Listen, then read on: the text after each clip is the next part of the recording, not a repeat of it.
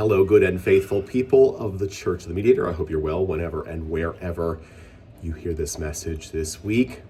We are in the last days before Christmas, the time that's sometimes referred to as antiphon time, which is the time when the O antiphons are sung or said at evening prayer around the Magnificat, the Song of Mary, each night from December 16th or December 17th, depending upon which tradition you follow each night. And so December 16th or December 17th starts with O Wisdom, O Sapiencia. Last night was O Adonai, O Adonai. And tonight is O Key of David. But also tonight is December the 18th, and that happens to be the feast of St. Thomas the Apostle. Also happens to be my 9th anniversary of ordination to the priesthood. So I am, of course, in a mood of reflecting on the past 9 years of priesting and what that has meant for my life and all of the things that I've done and haven't done, and many of those things I'll talk about in a minute. But before I go there, of course, my weekly announcements, just a reminder that this Sunday is an important Sunday, 10 a.m. bilingual Eucharist. I hope everyone will come out. We will have cookies and hot chocolate to share in the Commons room following the liturgy, a brief moment to enjoy each other's company, and then we will get to work greening the church, getting it ready for Christmas, which will be awesome. As always, we're going to be decked out, and we're going to be ready to celebrate our Lord's birth on the 24th and the 25th. 24th, 4 p.m. in English with 3:30 carols that evening, that afternoon, and then 8 p.m. in Spanish. And then on the 25th, the Feast of the Nativity of our Lord, we will celebrate at 9 a.m. bilingual. It's going to be a busy few days, of course, and I'm sure you all are busy as well in your preparations. I have been hearing from lots of people about their family plans and travel plans and all the things that go into making Christmas happen and also making Christmas merry. Today was a really lovely, warm-ish day out, and so I hope you had a few moments to get out in it. And I hear that we might have decent weather, slightly warmer than what we've been going through the past few weeks through Christmas. So we'll see what Mother Nature has in store for us. So 9 years tonight of ordination to the priesthood. And I'm putting that in your minds to remind you that next year will be 10 years. So that's a big ordination anniversary. And I'll get to celebrate it with you, God willing. And I'm here in front of my office door where I have a number of bumper stickers or stickers and things. One of these is, will you seek and serve Christ in all persons, loving your neighbor as yourself? That's a Young Adult Service Corps postcard, but that I always like that for that part of the baptismal covenant. A couple of these stickers, and one of them is Love Always, the Episcopal Church, and of course Rainbow.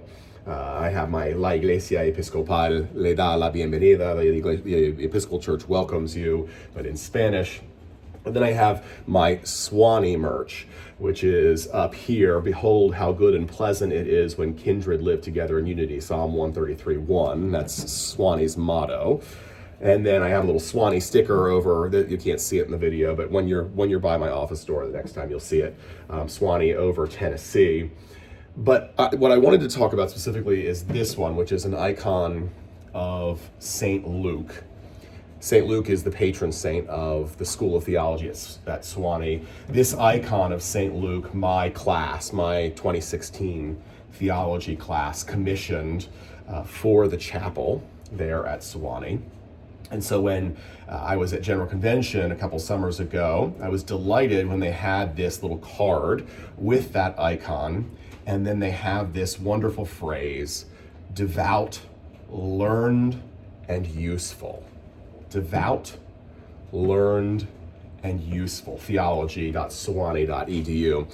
And it's interesting, these three words really do sum up the kind of priest that the School of Theology tries to form.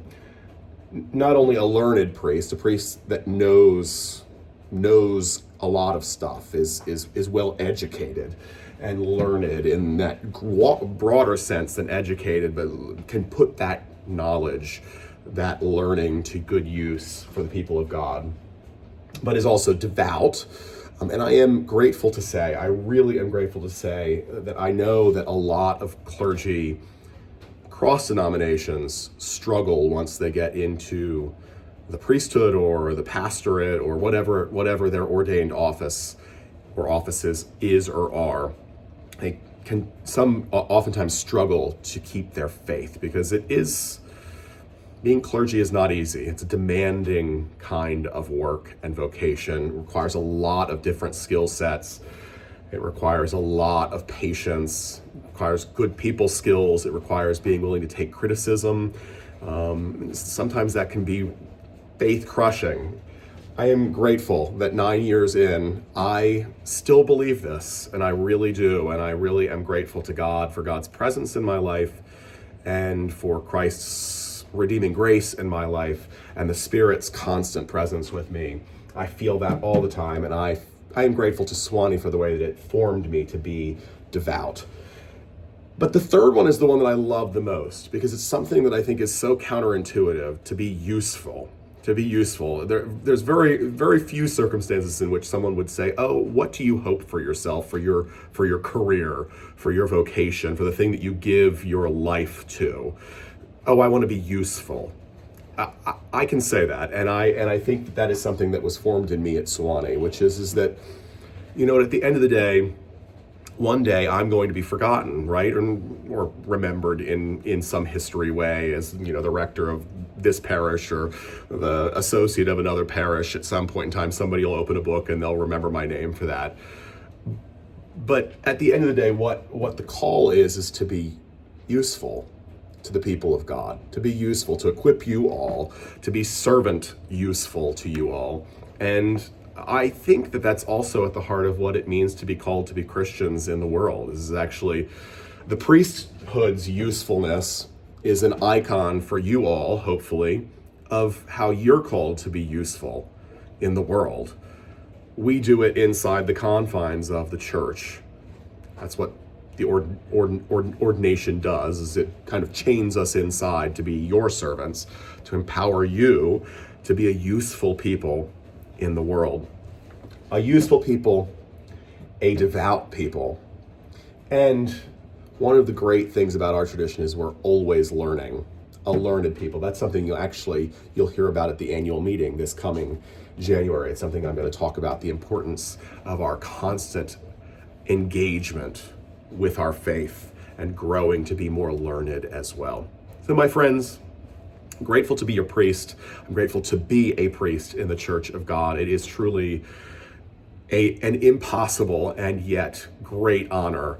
And I am hopeful that when the story is all told, that they will say that I was devout, that I was learned, and sometimes I do feel like I achieved that, and that I was useful. Until Sunday, my friends, God's blessings.